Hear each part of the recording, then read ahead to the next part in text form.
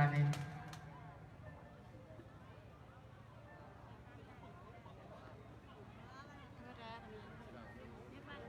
เห็นมันบางต้นไม้บางต้นไม้บนน้ำถอยเด้อท่านทงเด้อพี่น้องเด้อก่อนระยะ50 เมตร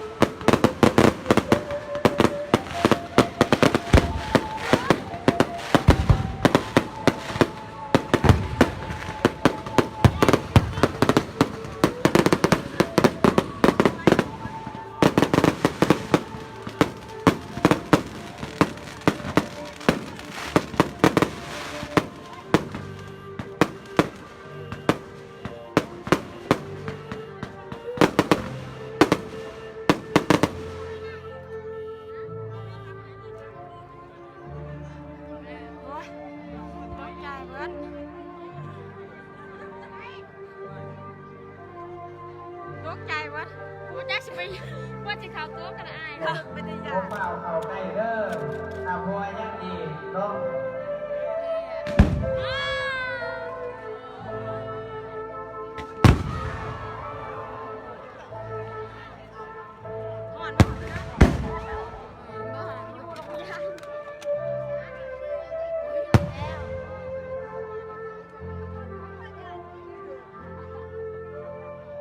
หอดเนาะหอดนี่ยังหอดไฟวะดูว่าไงซะร้านยังสั่นนะวะยานแต่มันถือใส่ถือลูกถึงเต้าก็ลงตั้งยา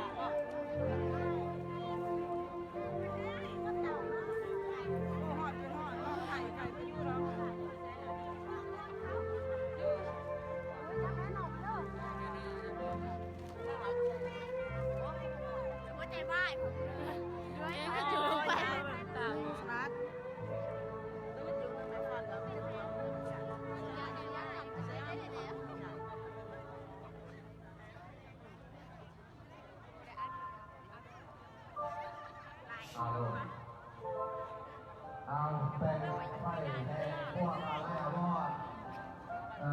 พวกเป็นงอดข้าได้ลุกปีนแถวไปแล้วเนาะแม่ตั้งค่าของพ่อของแม่ของงานของโยมขององค์อาจารย์ที่ได้มาหวงว่าโอกาสสุดท้ายกราบขอพบขอบใจเด้อโดยเฉพาะการนำของเพื่อโอกาสจะตั้งองค์พระส่วน ก็พอได้แน่บ่มันเหมือน ขอการได้การจูดสำเร็จพอสำเร็จแก่มานี่ผ่านพอพิศวัตนอผ่านโอดเพิ่นสามารถจะเศร้ามาเป็นมุมพระธาตุมาหวมตักบาตรไว้พระธาตุเพิ่มในมากเพิ่มเป็นที่อย่างน้อยก็ทราบขอแสดงความขอบคุณขอบใจขอบคุณการการนำคนพวกเขาก็ให้เดินทางตลอดปลอดภัยมีความสุขความเจริญรุ่งเรืองในหน้าที่การ ยานไฟเนาะโอ้โหจังสันเลยจังสันว่ารู้ลองให้เป็นคนเดินของที่หาท้ายเกิดยานคนนั้นยานเก็ตใช่ยานเก็ตนะแล้วเขาเล่นผ่านเขา คณะเทศกาลเทศเจ้าว่าวัดเนรวัดขอให้ที่เป็นไปเข้าเสาไฟมีความสุขกายสุขใจและการพิเศษองค์การจัดตั้งของบ้านเนาะองค์การจัดตั้งของบ้านงานในบ้านปปสที่ให้การพวกใหม่พวกเพื่อนที่ว่าเอาใจใส่กับด้านข้ามาของพระอาจารย์เท่าจงให้มีความสุขความเจริญเด้อพิเศษก็จะขอบคุณขอบใจถ้าพอออกเสียง ว่าเป็นพยานนี่นะ ก็พอออกเสียงเป็นศิษาลูกศิษย์ คือว่าทางหลังก็ต้องมาจากนครหลวงเวียงจันทร์แล้วก็แล้วก็หลายคนเนาะเป็นศิษย์อานุศิษย์ที่รับนครหลวงเวียงจันทร์เดินทางมาบอกด้วยเครื่องคอ ถ้ามันหนีเก็บไฟหันน้ำนี้ใกล้ๆมีมันควันนะปีนั้น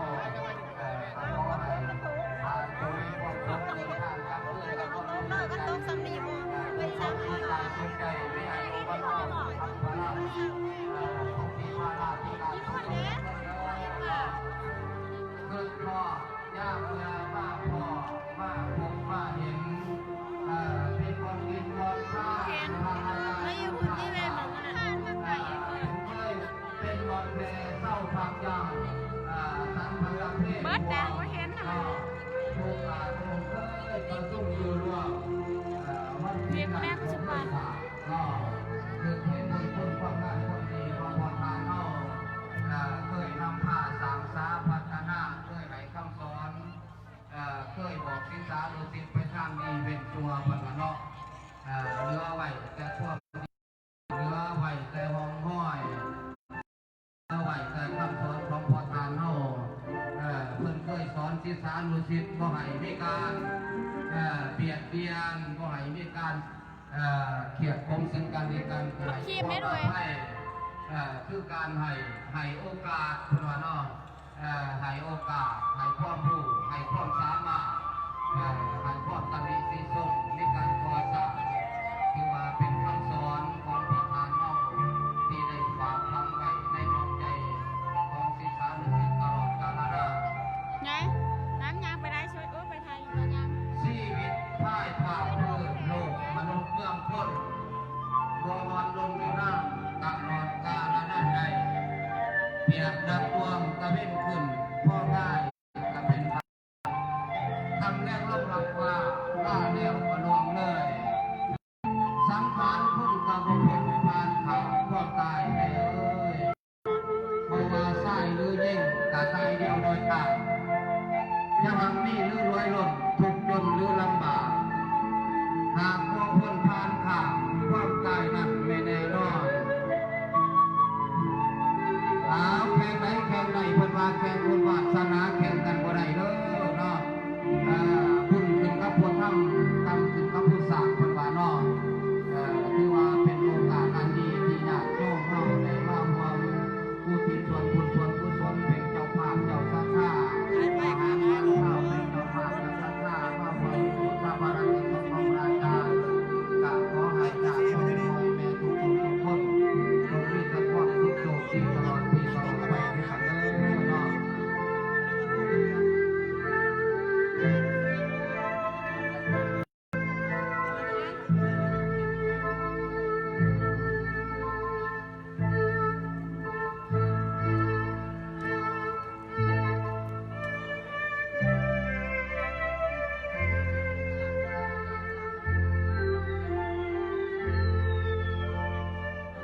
มินนะออกชีนะมินคิวก่อนอย่าง พ่อใหญ่ส้ม